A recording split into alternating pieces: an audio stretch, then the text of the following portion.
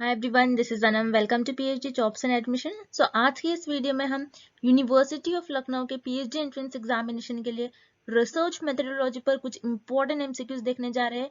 जैसे कि आपको पता है, रिसर्च मेथोडोलॉजी आपके पीएचडी एंट्रेंस एग्जामिनेशन का 50% वेटेज होता है। यानी 50% मतलब आपका जो पेपर 1 होता है वो रिसर्च मेथोडोलॉजी होता है। तो रिसर्च मेथोडोलॉजी काफी इंपॉर्टेंट होता है और रिसर्च मेथोडोलॉजी के इंपॉर्टेंट एमसीक्यूज जो जनरली आपको पीएचडी एंट्रेंस एग्जामिनेशन में पूछे जाते हैं, वो सारे एमसीक्यूज आज के सेशन में मैंने कवर करने की कोशिश करी हूँ। अब मैं आपको बता दूं, यूनिवर्सिटी ऑफ लखनऊ के पीएचडी एंट्रेंस एग्जामिनेशन की जो एप्लीकेशन फॉर्म है, उसकी लास्ट डेट है आपकी 6 अगस्त 2022। यानी 6 अगस्त के पहले पहले आप आपके एप्लीकेशन फॉर्म को जल्द से जल्द आप फिल करिएगा। आपको सारा प्रोसेस देख लेना है। मैंने डिटेल में भी वीडियो बना रखा है, आप वो भी देख लीजिए एक बारी जाके, जिससे कि आपके सारे डाउट्स क्लियर हो जाए। अब मैं आपको बता दूं, जो कि आपका पेपर 1 होता है पीएचडी एंट्रेंस एग्जामिनेशन में रिसर्च मेथोडोलॉजी, तो इसके लिए हम आपको प्रिपेयर करवाते हैं, जिसमें हम आपको कंप्लीट कोर्स प्रोवाइड करते हैं। आपको वीडियो लेक्चर्स हमारे देखने मिलेंगे, जैसे कि आप स्क्रीन पर देख सकते हो। थ्योरी और एमसीक्यूज दोनों वीडियो लेक्चर्स हम आपको प्रोवाइड करते हैं। थ्योरी से आपके कॉन्सेप्ट्स बिल्ड करेंगे, देन एमसीक्यूज से ट्रिक्स बताएंगे सारे हम आपको। देन नोट्स में इंपॉर्टेंट पॉइंट्स कवर कर रखे हैं। इंटरव्यू के लिए भी काफी हेल्पफुल होने वाले हैं। मॉक टेस्ट किसी भी टेस्ट को, अगर आप किसी भी एंट्रेंस एग्जामिनेशन में अपीयर होते हैं, तो मॉक टेस्ट काफी इंपॉर्टेंट रोल प्ले करता है। तो मॉक टेस्ट से आपकी प्रैक्टिस होती रहती है। आपको पता लगता है कि आप कितना आपका प्रिपेयर हुआ है, कितना आपके और प्रिपरेशन से कौन से टॉपिक्स पर आप वीक हो। And finally 1500 plus MCQs revision PDF, जो कि आपका रिवीजन करती है। सो ये सारा कोर्स आपको हम एक ही जगह पर प्रोवाइड कर रहे हैं, काफी कम फी में। और यहाँ पर मैं आपको बता दूं, 100% गारंटी वाला कोर्स है। हम आपको गारंटी देते हैं कि हमारे ही कोर्स से आपको एग्जामिनेशन में क्वेश्चन पूछे जाएंगे। तो आपको ज्यादा टाइम वेस्ट नहीं करना है। जल्द से जल्द हमें स्क्रीन पर दिए गए इस नंबर पर व्हाट्सएप के थ्रू आप हमें कॉन्टैक्ट करिए हमारे कोर्स को एक्सेस करने के लिए। और आप हमारे ऐप के थ्रू भी स्टडी मटेरियल को एक्सेस कर सकते हो। सो ऐप को एक्सेस करने के लिंक मैंने आपके साथ नीचे comment section as well as description box में शेयर कर रखा है, जिससे कि आप हमारे ऐप के 1 क्लिक में ही आप स्टडी मटेरियल को एक्सेस कर सकते हैं। वहां पर आपको कोई ऑप्शन नहीं आता है ऐप को डाउनलोड करिए, आप 1 क्लिक में ही सारी चीजें आप एक्सेस कर सकते हो। So that's it and let's begin with the video. तो एक बार ये एमसीक्यू स्टार्ट करने से पहले मैं आपको अच्छे तरीके से हमारे कंटेंट जो हम आपको प्रोवाइड करते हैं, जो स्टडी मटेरियल हम आपको प्रोवाइड करते हैं, उसके बारे में एक बार मैं आपको फटाक से बता दूं कि हमारे इस कोर्स में हम आपको video lectures, mock test, notes provide करते हैं और 1500 प्लस एमसीक्यूज रिविजन पीडीएफ। ये सारा जो कंटेंट आप देख रहे हो स्क्रीन पर, ये आपको एक ही जगह मिलेगा। कई स्टूडेंट्स क्या करते हैं, इंटरनेट से स्टडी मटेरियल रिफर करते हैं। सो इंटरनेट पे जो लैंग्वेज यूज करी जाती है, बहुत डिफिकल्ट लैंग्वेज यूज करी जाती है, जिससे कि आपको समझ नहीं आता है क्या लिखा हुआ है, किस तरीके से ये जो कंटेंट है आपको किस तरीके से रीड करना है, कितना कंटेंट आपको फॉलो करना है। क्योंकि हम हमारे कोर्स में आपको बताते हैं आपको कितना स्टडी मटेरियल यूज करना है। बहुत ज्यादा भी नहीं आपको पढ़ना है, बहुत कम भी नहीं, आपको जितना सफिशियंट है आपके स्टडी के लिए उतना आपको पढ़ना है। सो हमारे कोर्स में हम आपको गाइड करते रहते हैं कि किस तरीके से आपको किस टॉपिक पर ज्यादा फोकस रहना है, कहाँ से ज्यादा क्वेश्चंस आपको पूछे जा सकते हैं। ये सारी चीजें हमारे कोर्स में हम आपको बताते हैं। सो हमारा ये जो कोर्स है, हम आपको गारंटी के साथ कहते हैं कि हमारे इसी कोर्स से आपको एग्जाम में 30 से 35 क्वेश्चन डायरेक्टली पूछे जाएंगे। तो जल्द से जल्द आपको कोर्स को परचेस करना है। परचेस करने के लिए स्क्रीन पर ये जो नंबर नजर आ रहा है, इस पर व्हाट्सएप के थ्रू हमें कॉन्टैक्ट करना है। याद रखिएगा, नॉर्मल कॉल इस नंबर पर नहीं लगेगा। और आप हमारे इस ऐप के थ्रू भी स्टडी मटेरियल को एक्सेस कर सकते हो। सो ऐप को एक्सेस करने के लिंक मैंने आपके साथ डिस्क्रिप्शन बॉक्स में प्रोवाइड कर रखी है। So that's it and let's begin with the MCQs. तृतीयक स्रोत डाटा का लाभ है। Benefit of secondary data is that. इस प्रश्न में हमें ये पता लगाना है कि आपके द्वितीयक स्रोत डेटा जो होता है, उसका बेनिफिट, उसके फायदे क्या होते हैं। मतलब आपके जो सेकेंडरी सोर्स डेटा होता है, उसका बेनिफिट क्या होता है, दिए गए ऑप्शंस में से हमें ये पता लगाना है। तो आपको पता होना चाहिए कि सेकेंडरी सोर्स डेटा क्या होता है, मतलब आपके द्वितीयक स्रोत डेटा ये होता क्या है। तो याद रखिएगा, रिसर्च में आपके 2 टाइप के डेटा होता है। एक होता है प्राइमरी डेटा। प्राइमरी डेटा वो डेटा होता है जो रिसर्चर खुद जनरेट करते हैं। प्राइमरी डेटा वो होता है जो रिसर्चर्स खुद जनरेट करते हैं, उस डेटा को रिसर्चर खुद डेवलप करते हैं, उसे हम कहते हैं प्राइमरी डेटा सोर्स। ऐसा डेटा जो रिसर्चर खुद जनरेट करते हैं, वो डिफरेंट डिफरेंट मेथड्स के थ्रू खुद डेटा को जनरेट करते हैं, खुद डेटा जनरेट करते हैं, उसे हम कहते हैं प्राइमरी डेटा। अब सेकेंडरी डेटा क्या होता है, मतलब आपका द्वितीयक डेटा क्या होता है, वो डेटा होता है जो पहले से ही उपलब्ध हो। पहले से ही प्रेजेंट हो आपको यहाँ पर, आप यहाँ पर कोई डेटा को जनरेट नहीं करते हो। सेकेंडरी डेटा क्या होता है, मतलब द्वितीयक आपका डेटा क्या होता है जिसमें आपके पास पहले से ही इंफॉर्मेशन उपलब्ध होती है। जर्नल्स, आर्टिकल्स, पेपर्स वगैरह में पहले से ही आपके पास इंफॉर्मेशन अवेलेबल होती है। अब इस प्रश्न में हमें ये पता लगाना है आपका जो सेकेंडरी सोर्स डेटा होता है इसका बेनिफिट क्या होता है, मतलब आपके द्वितीयक स्रोत डेटा होता है इसका फायदे क्या होता है, इसका लाभ क्या है। सो हम एक एक करके सारे विकल्प देखते हैं और पता लगाते हैं आपके सेकेंडरी सोर्स डेटा का बेनिफिट क्या होगा। सो पहले हम ऑप्शन बी देखेंगे। इट इज प्रोजेक्ट स्पेसिफिक, मतलब ये प्रयोजना विशिष्ट होता है। नहीं, आपका जो प्रोजेक्ट है उसी से स्पेसिफिक, कोई पर्टिकुलर एक प्रोजेक्ट है उसी से स्पेसिफिक होगा कि नहीं। मान लीजिए किसी का कुछ और प्रोजेक्ट है, कोई किसी दवाई पर काम कर रहा है, कोई किसी ड्रग्स पर काम कर रहा है, सो उसके वो अपने प्रोजेक्ट के हिसाब से सेकेंडरी सोर्स मतलब अवेलेबल डेटा होगा उसकी हेल्प लेगा। ऐसा पर्सन जो किसी और टॉपिक पर रिसर्च कर रहा है, कोई हिस्टोरिकल टॉपिक पर रिसर्च कर रहा है, कोई सोशल सर्विसेज पर रिसर्च कर रहा है, सो वो अपने टॉपिक के हिसाब से, वो आपका जो प्रोजेक्ट है उनके हिसाब से वो अपने सेकेंडरी सोर्स डेटा, जो भी सेकेंडरी डेटा होगा, जो भी उस टॉपिक पर पहले से ही रिसर्च की होगी उसका रेफरेंस लेगा वो।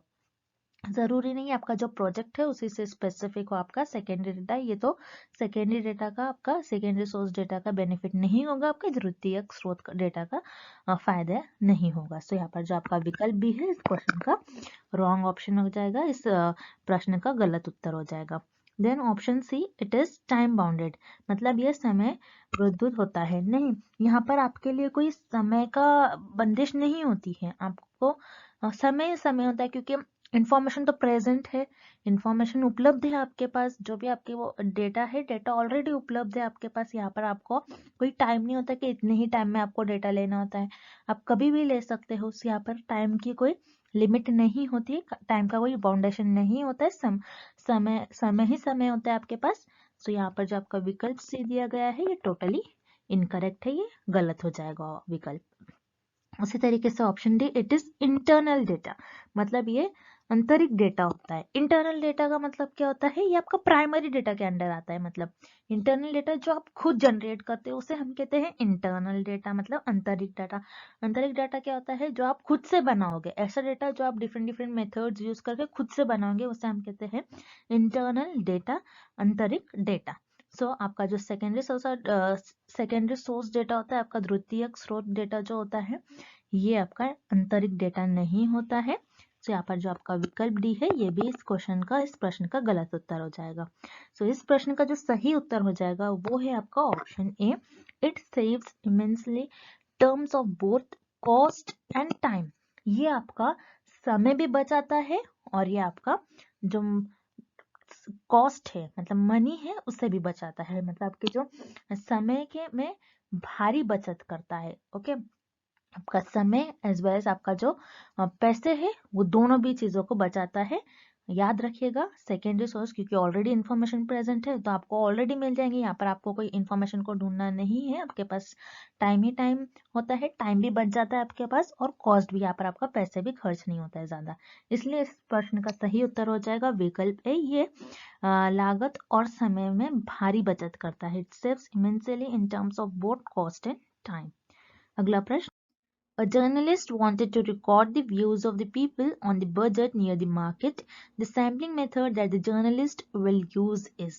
बाजार में समीप एक पत्रकार के संघ के बजट पर लोगों के विचार की रिकॉर्ड करना है। पत्रकार कौन सी प्रतिचयन विधि का उपयोग करेगा। अब इस क्वेश्चन में हमें फाइंड आउट करना है कि एक जर्नलिस्ट है, जर्नलिस्ट एक मार्केट प्लेस पर गया है और वहां पर लोगों के ओपिनियन ले रहा है जर्नलिस्ट बजट पर। सो यहाँ पर जो जर्नलिस्ट है वो किस सैम्पलिंग मेथड का यूज करेगा लोगों के ओपिनियन जानने के लिए। मतलब एक बाजार है, उस बाजार में पत्रकार को कुछ बजट पर लोगों की विचारों को रिकॉर्ड करना है। सो यहाँ पर जो पत्रकार है वो कौन सी प्रतिचयन विधि का उपयोग करेगा, हमें इस क्वेश्चन में ये पता लगाना है। जैसे कि यहाँ पर रिसर्चर मतलब जब जर्नलिस्ट है ये बजट पर लोगों की ओपिनियन ले रहा है। तो बजट क्या होता है आपको ये पता होना चाहिए पहले तो। बजट क्या होता है, जैसे गवर्नमेंट हर ईयर में एक बजट देती है, मतलब कितना पैसे कहाँ स्पेंड होने वाला है, कितना पैसे हेल्थ पर स्पेंड होने वाला है लोगों के, कितने पैसे एजुकेशन पर स्पेंड करा जाएगा। तो यहाँ पर बजट में ये सारी चीजें डिसाइड होती है। बजट पर लोगों की क्या ओपिनियन है। जैसे हर साल जो है गवर्नमेंट बजट निकालती है। सो यहाँ पर जर्नलिस्ट को ये पता लगाना है कि जो बजट गवर्नमेंट ने निकाला है उस पर लोगों की क्या राय है, उनके क्या विचार है, उनके क्या ओपिनियन है कि वो बजट सही है या फिर नहीं सही है। उनके हिसाब से उनकी ओपिनियन जान रहे हैं, उनके विचारों को जान रहे हैं यहाँ पर जर्नलिस्ट। तो याद रखिएगा जर्नलिस्ट क्या कर रहे हैं, अपनी सुविधा के हिसाब से वो मार्केट प्लेस पर गए हैं। जर्नलिस्ट अपनी सुविधा के हिसाब से वो मार्केट प्लेस पर गए हैं और वहां पर लोगों से बजट के ओपिनियन ले रहे हैं। तो यहाँ पर अपनी सुविधा के हिसाब से वो मार्केट में गए हैं और वहां पर लोगों से ओपिनियन ले रहे हैं। तो अपनी सुविधा के हिसाब से जा रहे हैं जर्नलिस्ट। मतलब यहाँ पर जो जर्नलिस्ट है ये कन्वीनियंस सैम्पलिंग का यूज करेंगे। सो याद रखिएगा कन्वीनियंस सैम्पलिंग जिसे हम कहते हैं सुविधाजनक प्रतिचयन, और कन्वीनियंस को हम और एक्सीडेंटल सैम्पलिंग भी कहते हैं। आपको ये भी याद रखना है, बहुत इंपॉर्टेंट है। कन्वीनियंस सैम्पलिंग को एक्सीडेंटल सैम्पलिंग भी कहते हैं। सो किस तरीके से यहाँ पर जो जर्नलिस्ट है वो लोगों का ओपिनियन जानेंगे बजट पर।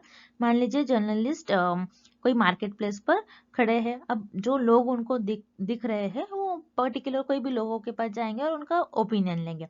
अब मान लीजिए इस पर्सन के पास जर्नलिस्ट गए और उनसे ओपिनियन ले रहे। इस पर्सन ने कोई रिस्पॉन्स नहीं दिया जर्नलिस्ट को तो कोई दूसरे पर्सन से जर्नलिस्ट रिस्पॉन्स लेंगे। अगर इसने नहीं दिया तो किसी और पर्सन से और जर्नलिस्ट रिस्पॉन्स देंगे। मतलब यहाँ पर एक एक्सीडेंट की तरह, मतलब डायरेक्टली जाकर लोगों से ओपिनियन ले रहे। यहाँ पर रिसर्चर ने नहीं डिसाइड किया था पहले से कि मैं इस पर्सन को लूंगा। रिसर्चर को तो पता ही नहीं कि मार्केट में कौन से लोग हैं, वो तो डायरेक्टली जा रहे हैं और लोगों से उनका ओपिनियन ले रहे हैं। सो यहाँ पर जो जर्नलिस्ट है वो इस स्टडी को करने के लिए, मतलब बजट पर लोगों के ओपिनियन लेने के लिए कन्वीनियंस और एक्सीडेंटल सैम्पलिंग, इस सैम्पलिंग मेथड का यूज करेंगे, इस प्रतिचयन विधि का उपयोग करेंगे। सो यहाँ पर जो आपका ऑप्शन सी हो जाएगा इस क्वेश्चन का राइट आंसर हो जाएगा। अब जो इनकरेक्ट ऑप्शन है, जो गलत विकल्प है, उन्हें भी हम एक बार देख लेते हैं। जैसे रैंडम सैम्पलिंग। रैंडम सैम्पलिंग क्या होता है, आप रैंडमली किसी भी लोग को चुन लेते हो। सो यहाँ पर रिसर्चर को पता नहीं कि कौन से लोग रिस्पॉन्स करेंगे, कौन से लोग रिस्पॉन्स नहीं करेंगे। सो रिसर्चर यहाँ पर रैंडम सैम्पलिंग का उपयोग नहीं कर सकते, मतलब यादृच्छिक प्रतिचयन का उपयोग नहीं कर सकते। Then option B non random sampling. Non random sampling जहां पर रिसर्चर रैंडमली पॉपुलेशन में से मेंबर्स को सिलेक्ट नहीं करते, मतलब जहां पर रिसर्चर जजमेंट नहीं लगा सकते कि मुझे इस पर्सन से ही इंफॉर्मेशन मिल सकती है, मुझे इस पर्सन से इंफॉर्मेशन मिल सकती है, ऐसा नहीं कर सकते रिसर्चर। सो ऑब्वियसली यहाँ पर जो रिसर्चर है नॉन रैंडम सैम्पलिंग, मतलब जो जर्नलिस्ट है ये नॉन रैंडम सैम्पलिंग मतलब गैर यादृच्छिक प्रतिचयन का उपयोग नहीं करेंगे। एंड ऑब्वियसली जजमेंट सैम्पलिंग भी इस क्वेश्चन का इनकरेक्ट ऑप्शन हो जाएगा। इस क्वेश्चन का जो करेक्ट ऑप्शन हो जाएगा वो है आपका ऑप्शन सी कन्वीनियंस सैम्पलिंग, जैसे हम कहते हैं सुविधाजनक प्रतिचयन। नेक्स्ट, एक मात्रात्मक अध्ययन की रिपोर्ट में शामिल नहीं होगी। A report of a quantitative study will not include. इस क्वेश्चन में हमें ये फाइंड आउट करना है कि अगर आप क्वांटिटेटिव स्टडी परफॉर्म कर रहे हो तो आप उस क्वांटिटेटिव स्टडी में कौन सी ऐसी चीज है जिसको रिपोर्ट नहीं करोगे, जिसको इंक्लूड नहीं करोगे। मतलब आप एक मात्रात्मक अध्ययन की रिपोर्ट लिख रहे हो तो उसमें आप कौन से ऐसे विकल्प है जिसको आप शामिल नहीं करोगे। तो यहाँ पर इस क्वेश्चन में आपको पता होना चाहिए कि क्वांटिटेटिव स्टडी होती क्या है, मतलब आपकी मात्रात्मक अध्ययन होती क्या है। क्वांटिटेटिव स्टडी, तो क्वांटिटेटिव स्टडी में क्या करते हैं हम, हमारे पास थियोरी अवेलेबल होती है, हमारे पास थियोरी अवेलेबल होती है, हमारे पास कुछ ना कुछ इंफॉर्मेशन जो है वो अवेलेबल होती है। इंफॉर्मेशन अवेलेबल होती है, उस पर हम हाइपोथेसिस ले डाउन करते हैं, उसको ऑब्जर्व करेंगे, उसको मेजर करेंगे, उसको एनालाइज करेंगे, उसको देखेंगे, हर एक पॉइंट ऑफ व्यू से ऑब्जर्व करेंगे किस तरीके से फेनोमेना हैपन हो रहा है। सारी चीजें आप ऑब्जर्व करते हो, एनालाइज करते हो। देन एनालिसिस के बाद आप कुछ इंटरप्रेट करते हो, कुछ चीजों को मेजर करोगे। सो बेसिकली क्वांटिटेटिव स्टडी का मतलब क्या होता है, जिसमें आप नंबर से डील करो, जिसमें आप कोई क्वांटिटी से डील करो, आप चीजों को मेजर करोगे, आप देखोगे कि जो आपके जो थ्योरी है ये वैलिड है या फिर नहीं। बेसिकली हम यही देखते हैं क्वांटिटेटिव स्टडी में।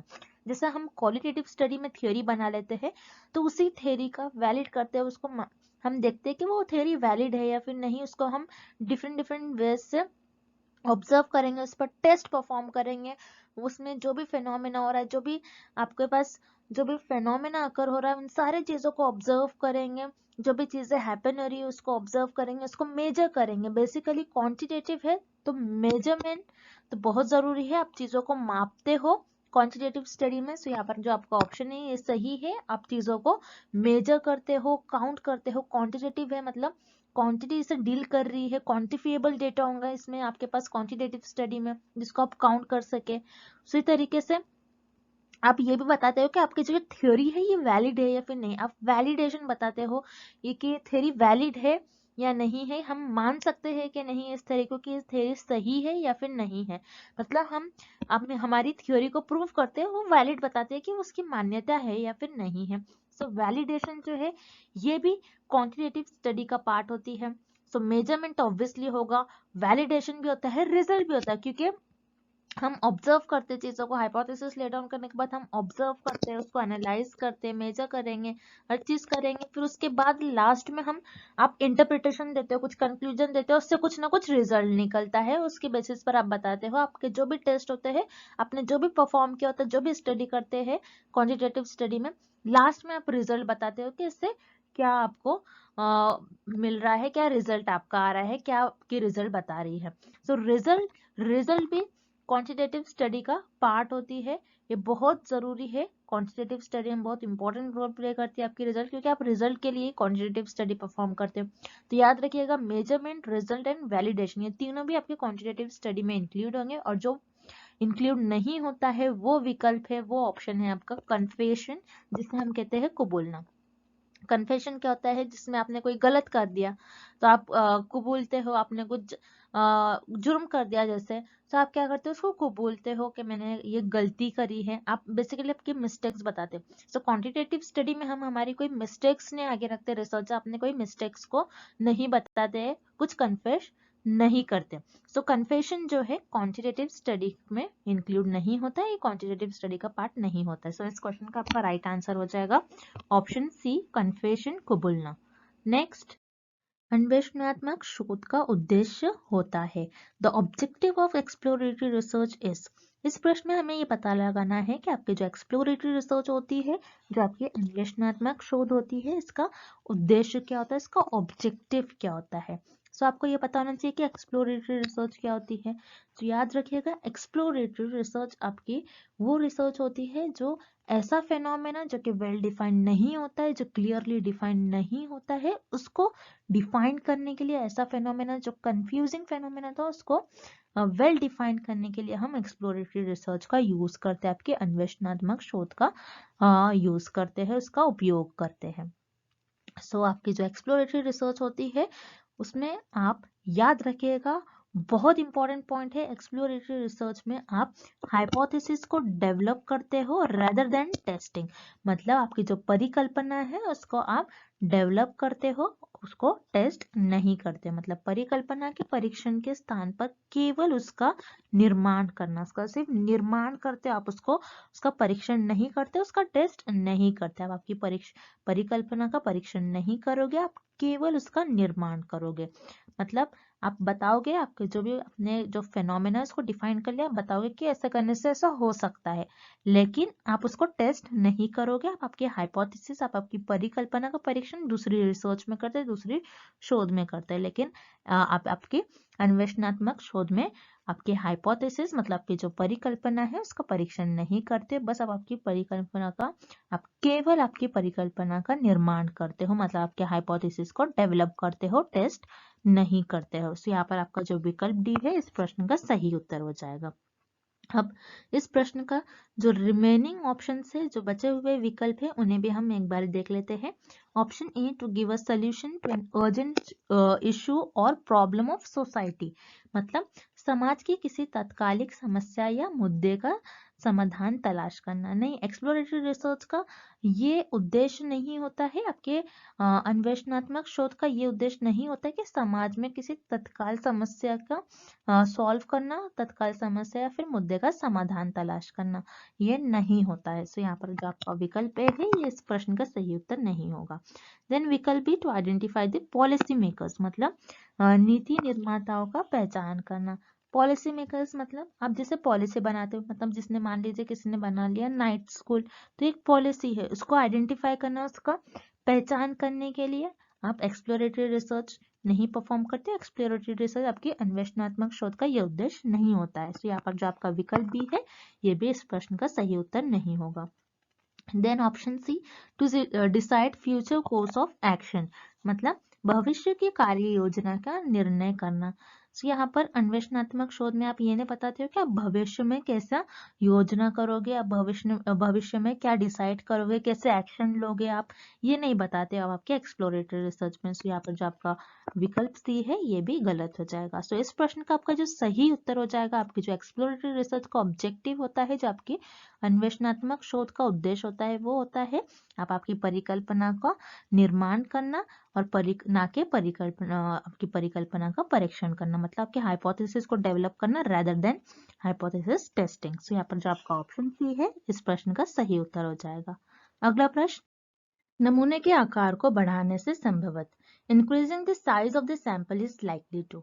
इस प्रश्न में हमें पता लगाना है कि अगर आप आपके नमूने के आकार को बढ़ा रहे हो, मतलब आप आपके सैंपल के साइज को इंक्रीज कर रहे हो, तो उस केस में आपके जो सैंपलिंग एरर्स है और नॉन सैंपलिंग एरर्स है, मतलब आपकी जो नमूनाकरण त्रुटि है और जो गैर नमूनाकरण त्रुटि है, उन पर कैसा असर होगा। तो याद रखिएगा, आपको सैंपलिंग एरर्स मतलब नमूनाकरण त्रुटि और नॉन सैंपलिंग एरर्स मतलब गैर नमूना त्रुटि, ये होते क्या है टर्म्स, ये पहले इनका मतलब पता होना चाहिए। तो पहले हम सैंपलिंग एरर्स देखते हैं। सैंपलिंग एरर्स की डेफिनेशन होती है आपकी, सैंपलिंग एरर्स की डेफिनेशन हो जाएगी difference between population parameter and sample statistic, मतलब पॉपुलेशन से जो इंफॉर्मेशन है, आपकी जो पॉपुलेशन की इंफॉर्मेशन है और आपको जो सैंपल से इंफॉर्मेशन मिल रही है, सैंपल पर आप जैसे स्टडी परफॉर्म करते हैं और उससे जो आपको इंफॉर्मेशन मिलती है आप ये माइनस करोगे तो आपका हो जाता है ये सैंपलिंग एरर। अब नॉन सैंपलिंग एरर देखते हैं हम। नॉन सैंपलिंग एरर क्या होता है, जैसे मान लीजिए आप क्या करते हो, सैंपल से इंफॉर्मेशन कलेक्ट करते हो, आपने आपके जो सैंपल्स है उन पर रिसर्च परफॉर्म किया, आपने जो आपके नमूना है नमूनों पर आपने आपके शोध परफॉर्म की, देन उसके बाद उससे जो आपको इंफॉर्मेशन मिल रही है उसको आपने एक जगह इकट्ठा कर लिया, मतलब एक जगह आपने उसको टेबल में फिल कर लिया, चार्ट में फिल कर लिया। तो टेबल में उस इंफॉर्मेशन को फिल करने के टाइम पर और चार्ट में उस इंफॉर्मेशन को फिल करने के टाइम पर आपसे जो मिस्टेक्स हो जाती है उसी को कहते हैं हम नॉन सैंपलिंग एरर और गैर नमूना त्रुटि। सो आपको याद रखना है सैंपलिंग एरर क्या होती है, difference between population parameter and sample statistic, और नॉन सैंपलिंग एरर आपको जो सैंपल से आपको जो इन्फॉर्मेशन मिलती है, नमूनों से आपको जो इन्फॉर्मेशन मिलती है, आप जब उसको टेबल या फिर चार्ट में फिल करते हो उस टाइम पर आपसे जो गलतियां हो जाती है उसी को हम कहते हैं गैर नमूनाकरण त्रुटि और नॉन सैंपलिंग एरर्स। अब आपके जो सैंपल के साइज है, सैंपल के साइज मतलब नमूने के जो आकार है उनमें उससे, और सैंपलिंग एरर्स और नॉन सैंपलिंग एरर्स मतलब नमूनाकरण त्रुटि और गैर नमूनाकरण त्रुटि में कुछ संबंध है, कुछ रिलेशन है। तो आपको ये रिलेशन याद रखनी है, दिस इज वेरी इंपॉर्टेंट, बहुत इंपॉर्टेंट है। आपके जो सैंपलिंग एरर होती है, सैंपलिंग एरर आपके इनवर्सली प्रोपोर्शनल होती है आपके सैंपल के साइज से, मतलब आपका सैंपल का साइज आप जितना ज्यादा इंक्रीज करोगे उतना ज्यादा आपका कम सैंपलिंग एरर होगा, उतना आपका सैंपलिंग एरर डिक्रीज होता जाएगा। जितना ज्यादा आप सैंपल का साइज रखोगे उतना कम आपका सैंपलिंग एरर होगा।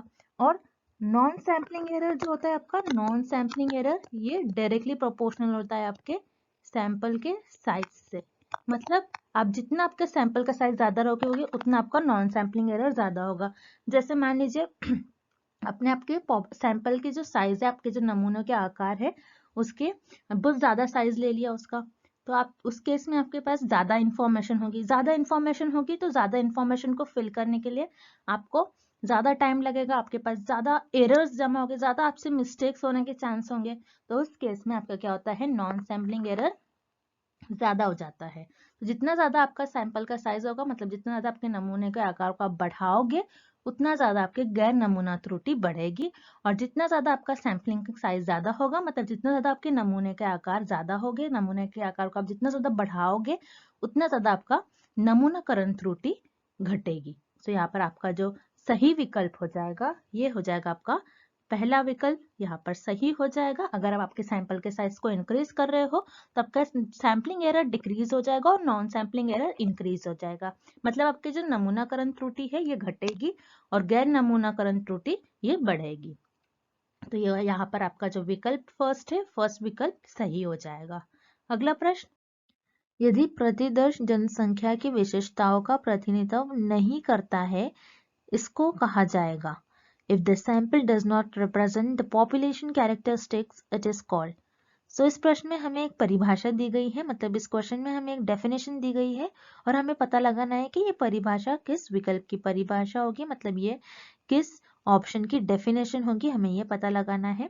सो इस डेफिनेशन में हमें बता रहा है आपका जो सैंपल है, आपकी जो प्रतिदर्श है, क्या दर्शा रहा है, क्या रिप्रेजेंट कर रहा है कि आपकी जो पॉपुलेशन है, आपका जो सैंपल है, सैंपल मतलब आपके जो प्रतिदर्श है, ये आपके पॉपुलेशन को मतलब की जनसंख्या को रिप्रेजेंट नहीं कर रहा है, जनसंख्या की जो कैरेक्टरिस्टिक्स है उसको रिप्रेजेंट नहीं कर रहा है। तो इसे हम क्या कहेंगे, मतलब मान लीजिए आप क्या करते हो, एक पॉपुलेशन है, इस पॉपुलेशन में से आप कुछ लोगों को चुन लेते हो और जो कि आपका सैंपल बन जाती है, मतलब जो कि आपका नमूना बन जाती है। तो पॉपुलेशन बहुत ज्यादा होने के कारण आप क्या करते हो, पूरी पॉपुलेशन पर आपकी शोध परफॉर्म नहीं करते हो, आप पॉपुलेशन में से मतलब आपकी जो जनसंख्या होती है, जनसंख्या में से कुछ सदस्य को चुन लेते हो जो कि आपका नमूना बन जाती है, सैंपल बन जाती है और इस पर आप आपकी शोध परफॉर्म करते हो, रिसर्च परफॉर्म करते हो। तो आप क्यों इस तरीके से सैंपल लेते हो, ताकि आपकी जो पॉपुलेशन है, पॉपुलेशन मतलब आपकी जो जनसंख्या है, जनसंख्या के कैरेक्टरिस्टिक्स आपके सैंपल को रिप्रेजेंट करे। तभी तो आपके जो आप सैंपल पर आप रिसर्च परफॉर्म करते हो, आपके नमूनों पर आप जो शोध परफॉर्म करते हो, उससे जो आपको रिजल्ट मिलते हैं, इससे जो आपको नतीजे मिलेंगे, इस रिजल्ट का आप उपयोग ये सारी पूरी पॉपुलेशन पर करते हैं। इससे जो रिजल्ट मिलते हैं आपको सैंपल से, नमूनों से जो आपको रिजल्ट मिलते हैं, वो रिजल्ट आप पूरी पॉपुलेशन पर अप्लाई करते हो। उसका जो भी आपको रिस्पॉन्ड मिलेगा आप पूरी पॉपुलेशन पर अप्लाई करोगे। तो इस तरीके से आप रिसर्च परफॉर्म करते हो। जैसे मान लीजिए कोई ड्रग है, एक दवाई रिसर्चर ने लॉन्च करी है, तो पूरी पॉपुलेशन को नहीं दिया जाता है, पहले कुछ लोगों पर टेस्ट करा जाता है। अगर वो सक्सेसफुल साबित होती है तो उसे पूरी पॉपुलेशन पर दिया जाता है। उसी तरीके से अगर आप सैंपल चुन रहे हो, अगर आप आपका प्रतिदर्श चुन रहे हो, अगर आप आपका नमूना चुन रहे हो, तो आपका नमूना ऐसा होना चाहिए कि पूरी पॉपुलेशन को रिप्रेजेंट करे। अगर ये पूरी पॉपुलेशन को, आपका जो नमूना है पूरी पॉपुलेशन को रिप्रेजेंट नहीं करता है, मतलब आपका जो प्रतिदर्श है ये पूरी पॉपुलेशन को रिप्रेजेंट नहीं करता है, तो उस केस में उस प्रतिदर्श को और उस सैंपल को, उस नमूने को हम कहेंगे बायस्ड सैंपल। बायस्ड सैंपल मतलब जिसमें पक्षपात हो। सो यहाँ पर आप क्या कर रहे हो, ऐसा सैंपल चूज कर रहे हो और ऐसा नमूना ले रहे हो जो कि आपकी पॉपुलेशन को रिप्रेजेंट ही नहीं कर रहा है। सो इसके जो रिजल्ट मिलेंगे आपको, इसके रिजल्ट आप पूरी पॉपुलेशन पर अप्लाई नहीं कर सकते, वो रिजल्ट रॉन्ग मिल जाएंगे आपको। तो यहाँ पर आपका झुकाव है, यहाँ पर आप पक्षपात कर रहे हो। सो ये डेफिनेशन आपकी हो जाएगी बायस्ड सैंपल की, जो कि आपकी पॉपुलेशन को रिप्रेजेंट नहीं करता है। सो उसे हम कहते हैं बायस्ड सैंपल। आपने जो सैंपल लिया है वो एक बायस्ड है, मतलब आपने पक्षपात करा है, यहाँ पर आपका झुकाव है। उसी तरीके से जो रिमेनिंग ऑप्शन से जो बचे हुए विकल्प है, जो गलत ऑप्शन है इस क्वेश्चन के, उन्हें भी हम देख लेते हैं। रैंडम सैंपलिंग, जिसे हम कहते हैं यादृच्छिक सैंपल, मतलब प्रतिदर्श। सो रैंडम सैंपलिंग में क्या होता है, आपके पॉपुलेशन ऐसी होती है, रिसर्चर ऐसी पॉपुलेशन में से ऐसे मेंबर्स को सिलेक्ट करते हैं जो कि पूरी पॉपुलेशन को रिप्रेजेंट करे। उसी तरीके से क्लस्टर में भी यही होता है कि आप जो सैंपल चुनते हो, जो नमूना लेते हो, ये आपकी पूरी जनसंख्या को रिप्रेजेंट करता है। उसी तरीके से स्ट्रेटिफाइड मतलब आपके समूह प्रतिदर्श और आपके स्तृत्व प्रतिदर्श, ये तीनों भी सैंपल्स में आप जो भी सैंपल लेते हो, जो भी आप नमूना चूज कर लेते हो, जो भी आपका सैंपल होता है, वो पूरी पॉपुलेशन को रिप्रेजेंट करता है। इसलिए इस क्वेश्चन का सही विकल्प हो जाएगा ऑप्शन बी, जो कि है बायस सैंपल, पक्षपाती प्रतिदर्श। तो इस प्रश्न का आपका सही उत्तर हो जाएगा विकल्प बी। अगला प्रश्न, किसी अध्ययन के तहत जनसंख्या की परिमाण, प्रवृत्ति या व्यवहार के बारे में एक कथन को कहा जाता है। A statement about the magnitude, trend or behavior of a population under study is called. इस प्रश्न में हमें ये पता लगाना है और ये फाइंड आउट करना है कि स्टेटमेंट गिवन है, उस स्टेटमेंट में हमें जनसंख्या की परिमाण, प्रवृत्ति या व्यवहार के बारे में कुछ बताया गया है। सो उस परिकल्पना को हम क्या कहेंगे, हमें ये पता लगाना है। सो याद रखिए, जब भी एक आपको स्टेटमेंट गिवन है, उस स्टेटमेंट में आपको ये बताया गया है कि किसी भी पॉपुलेशन के, किसी भी जनसंख्या के परिमाण, प्रवृत्ति या व्यवहार, मतलब किसी भी पॉपुलेशन का मैग्नीट्यूड, ट्रेंड या फिर बिहेवियर के बारे में हमें वो स्टेटमेंट बता रहा है, तो वो आपकी डिस्क्रिप्टिव हाइपोथेसिस होगी, मतलब वर्णनात्मक परिकल्पना होगी। सो यहाँ पर आपका जो विकल्प सी है वो करेक्ट हो जाएगा। सो आपको जो ये डेफिनेशन दी गई है, ये आपकी जो विकल्प सी है उसकी डेफिनेशन गिवन है इस प्रश्न में। अब जो आपको इनकरेक्ट ऑप्शन गिवन है, जो आपके गलत विकल्प दिए गए हैं, उसे भी हम एक बारी देख लेते हैं। सो ऑप्शन ए विकल्प है आपको गिवन है नल हाइपोथेसिस, जिसे हम कहते हैं शून्य परिकल्पना और नगण्य परिकल्पना भी कहते हैं। सो नल हाइपोथेसिस और शून्य परिकल्पना का मतलब क्या होता है, कौन सी हाइपोथेसिस होती है? ये वो हाइपोथेसिस है जो रिसर्चर अपनी हाइपोथेसिस को टेस्ट करने के लिए यूज करते हैं। जो अपनी हाइपोथेसिस होती है रिसर्चर की, नल हाइपोथेसिस को रिसर्चर टेस्ट करते हैं और ये बताते हैं कि उनकी नल हाइपोथेसिस ट्रू है या फिर फॉल्स है। अगर अपनी वो नल हाइपोथेसिस को मतलब या फिर एक्सेप्ट कर लेते हैं या फिर रिजेक्ट कर लेते हैं। तो यहाँ पर नल हाइपोथेसिस का मतलब होता है कि आपके जो चर है, चरों के बीच में कोई संबंध नहीं होता है, कोई रिलेशन नहीं होता है। लेकिन हमें इस डेफिनेशन में ऐसा कुछ गिवन नहीं है, तो यहाँ पर आपका जो विकल्प है ये गलत हो जाएगा। विकल्प भी आपको गिवन है वैकल्पिक परिकल्पना, जिसे हम कहते हैं ऑल्टरनेटिव हाइपोथेसिस। ऑल्टरनेटिव हाइपोथेसिस ये आपके नल हाइपोथेसिस का उल्टा होती है, मतलब नल हाइपोथेसिस की ये अपोजिट होती है। जैसे नल हाइपोथेसिस बताती है कि आपके चरों के बीच में कोई संबंध नहीं है, उसी तरीके से अल्टरनेटिव हाइपोथेसिस बताती है कि आपके चरों के बीच में कुछ ना कुछ संबंध होगा। तो यहाँ पर हमें चरों के बीच में कोई संबंध से रिलेटेड हमें ये प्रश्न गिवन नहीं है, मतलब यहाँ पर आपका जो विकल्प भी है ये भी गलत हो जाएगा। उसी तरीके से विकल्प डी रिलेशनल हाइपोथेसिस, जिसे हम कहते हैं संबंधप्रक परिकल्पना। और रिलेशनल हाइपोथेसिस बताती है कि आपके जो चर है, चरों के बीच में कुछ ना कुछ संबंध होगा। लेकिन उसी तरीके से आपकी अल्टरनेटिव हाइपोथेसिस है, लेकिन अल्टरनेटिव हाइपोथेसिस जो होती है, आपको याद रखना है, ये आपकी नल हाइपोथेसिस की उल्टी होती है। मतलब आपकी जो वैकल्पिक परिकल्पना है ये आपकी नगण्य मतलब शून्य परिकल्पना की उल्टी होती है। लेकिन रिलेशनल हाइपोथेसिस आपकी जो नल हाइपोथेसिस है उसकी उल्टी नहीं होती है, मतलब उसकी अपोजिट नहीं होती है। लेकिन रिलेशनल हाइपोथेसिस बताती है आपके जो चर है, चरों के बीच में कुछ ना कुछ संबंध है। सो हमें संबंध से रिलेटेड ये क्वेश्चन नहीं गिवन है, सो यहाँ पर आपका जो विकल्प डी है ये भी गलत हो जाएगा। इस प्रश्न में हमें यह बता रहा है कि आपको एक स्टेटमेंट गिवन है, वो स्टेटमेंट आपके जनसंख्या के परिमाण, प्रवृत्ति या व्यवहार के बारे में बता रहा है। सो उस हाइपोथेसिस को हम कहते हैं डिस्क्रिप्टिव हाइपोथेसिस, जिसे हम वर्णनात्मक परिकल्पना भी कहते हैं। सो यहाँ पर आपका विकल्प सी है ये सही उत्तर हो जाएगा इस प्रश्न का। एंड आज के लिए बस इतना ही, and thank you for watching this video.